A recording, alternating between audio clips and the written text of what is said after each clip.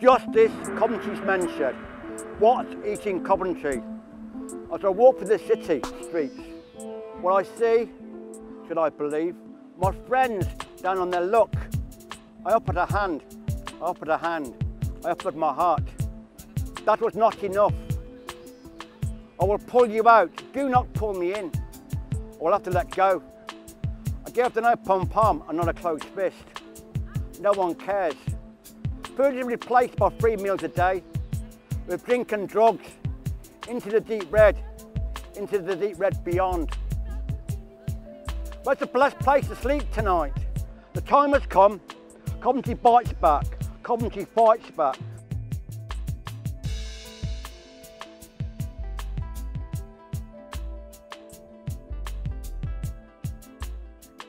Coventry Men's Shed got together in 2017 to make a film about food poverty and food justice in the city. Food justice implies to me that everybody should be entitled to a decent and substantial amount of food for them to live on in a more free and caring society.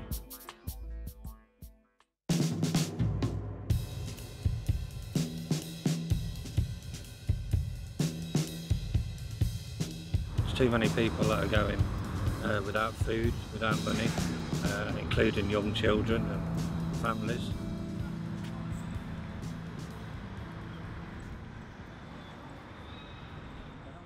In 2015, the average number of food vouchers we were giving out in the first quarter of the financial year, in other words April, May, June, was 77. Okay. Now I can tell you right now that over the last 12 months in a row, we've given out more than 100 food vouchers per month. We've seen a spike as an organisation of 15 to 18% increase. The first year we've had 6,000, then it was 12,000, then it was 18,000, and then it went to 19,000. So what was happening with food poverty in Coventry? It was getting worse. But why? Which, if you look into it, that's all austerity is. Austerity is a way of taking money away from the poor to give to the rich in tax cuts. Your average man on the street, your average geezer. Or what? Say what? We're not being represented here. We're not being represented. From the great times when it was Coventry City when we won the cup, now it's deteriorated so badly that people are homeless, they're druggies, they're drinkies, and there's no help out there for them. And hunger is the biggest issue of all.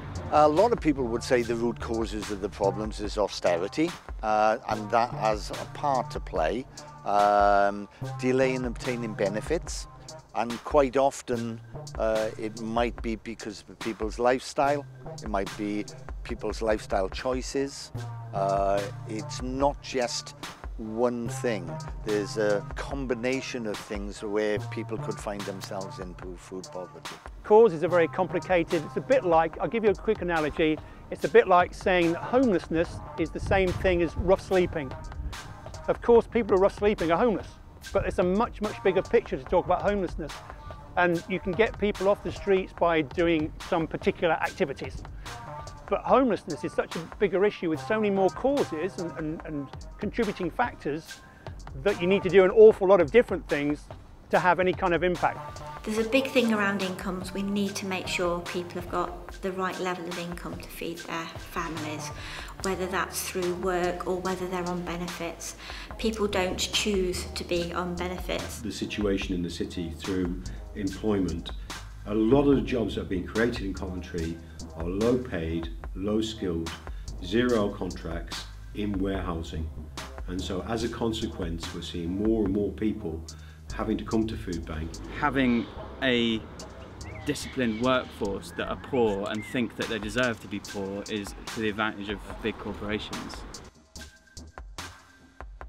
We need to make sure people who are in work are earning enough money and that those wages are increasing in line with cost of living. So we're seeing people's real earnings are going, that they're able to afford less and less and less as things like gas, electricity, water, council tax and everything else go up. Attitudes to food poverty, we know that nationally, in terms of national government, they don't really like the idea of admitting to a food poverty problem.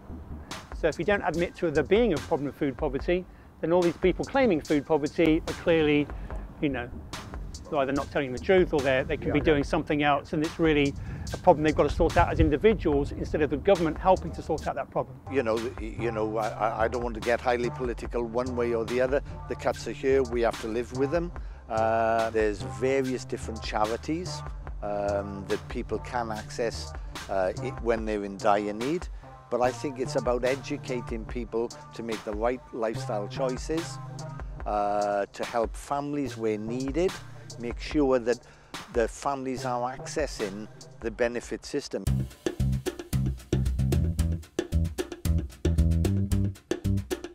Well, there's a lot of initiatives going on within Coventry. Obviously, the Trussell Trust run the major food bank, and there are other organisations running food distributions, like Lungaid City Arcade run a food bank between 1 and 3 on a particular day.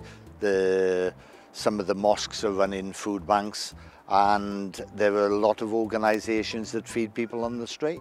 We're sitting in a building of 25,000 square feet that the Trussell Trust has opened last year. We did have, I think, about 10 pallets. This is all children's food. We just sent out today 25,000 packets of children's food. When the food bank started 7 years ago in Coventry, we started with the idea of having a food bank that did more than food. And we've been working on that process. This one's gone out to Willenhall on Wednesday.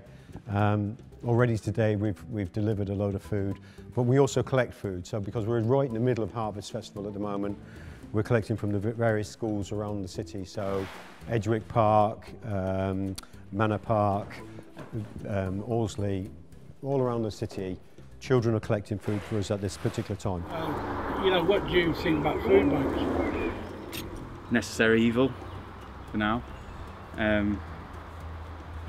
They make me uncomfortable because they seem to fit in this pattern of the state withdrawing support and then expecting people, kind of exploiting people's goodwill to kind of fulfill the services that used to be provided by the state. And it's counter to that kind of idea of the right to food, which, you know, people have been fighting for a long time, to try and get the state to say, you are the guarantor of someone's well-being on lots of levels, including their nutrition. And food banks kind of undermine that a little bit. Not to say that I criticise anyone for setting up a food bank, because they clearly respond to dire need, but I'd like to see them become more of a platform for thinking about longer-term solutions. We were the first food bank to introduce advice services with CAB in the UK. And we were one of the first food banks to have its own dietitian. So we've been very conscious of the fact that if you give somebody a bag of food 3 days later, they're going to be hungry. But if you actually can help them with the reasons that have brought them there in the first place, you can actually do something to help a person. It's part of the kind of socialist dream to have kind of communal eating places, you know, where everyone can come, everyone can share. It's not about profit, it's about building community. Those things could definitely exist, and I think because there are more of those examples to point to, we can leverage action from government as a result of that. We can say, look, it exists here, and it's done so without much support. This is a really low cost thing for you to invest in, and the social return on that investment is huge. But what I would say, of course, is that if you have a national government and a local government working together with community organisations in the interest of the people in those areas, then you have a head start.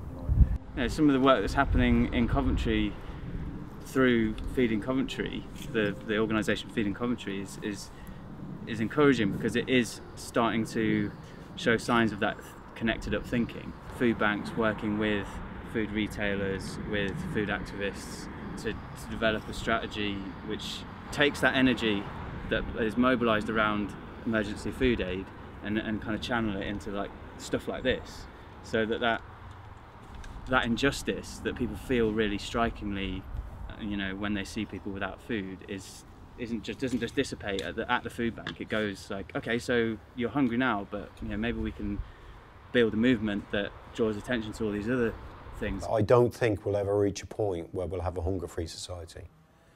But I do believe that we need to address some of the fundamental issues that are wrong within our society. The inequality that we see, the discrimination that we see, those are the things that fuel poverty.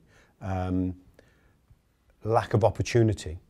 How many of our young people will never reach their full potential because of poverty?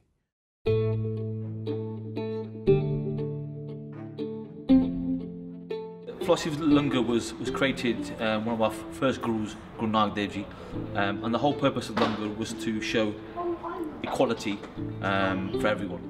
So the whole purpose of Langar is that you sit down together as a group of people and eat the same food as everyone else. So you could be a rich person, a poor person, you know, an Asian person or a Christian person, it doesn't make a difference.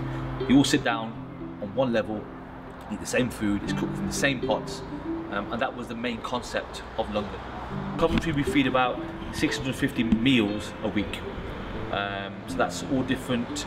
We do a lot of outdoor feeds on a Sunday. We do a lot of drop-offs, so different hostels and churches. In the UK, we do approximately 11,000 meals a week.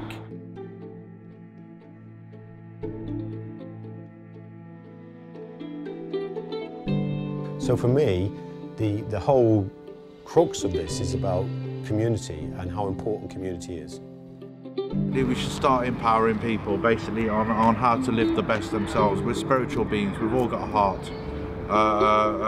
We sustain ourselves through our food and our environment.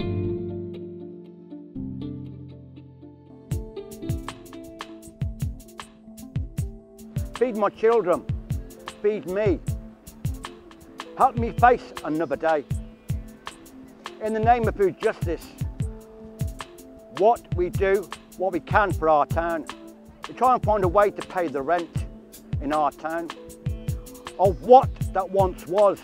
When the phoenix rises after the ashes, will rise again once more. We have paid with our minds, our bodies, our blood, our bone. Our hearts are burning, turned to ashes, blown away, blown away, blown away. In the front of our eyes. Where's the rebel yell in the city of kings? Sky blues of white and gold. CCFC, okay.